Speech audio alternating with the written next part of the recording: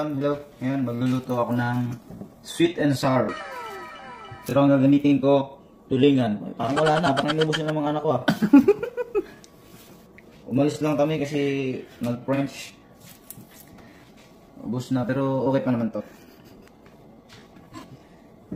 Prepare ko na yung lahat ng gagamitin. Bawang, sibuyas, carrots, and ito, bell pepper at konting luya.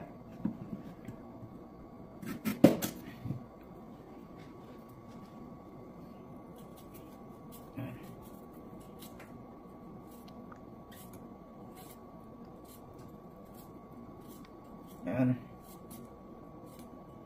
Ganyan. Simple lang to, ano lang to, patsamba. Pero may lasa dito sigurado. Lasa ngalat.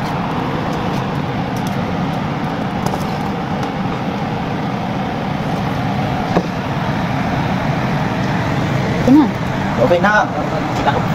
Okay, lagyan natin ng kaunting mantika. So, dahil ito mabilis uminit, ilagay na natin ang bawang. Bawang. Lagyan natin ang kaunting kulay brown. Kaunti-kaunti lang. Ilagay na natin yan ito. Bulas.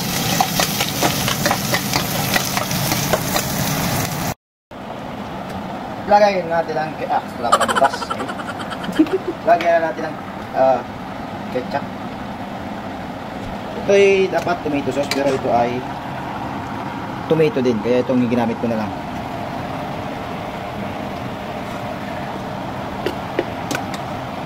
Ito, sweet and sour. Kailangan malasahan yung sweet pati sour.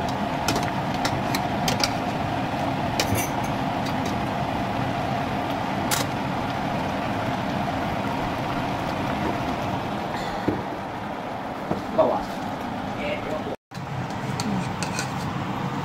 Okay na to, luto na ang ating sweet and sour tulingan.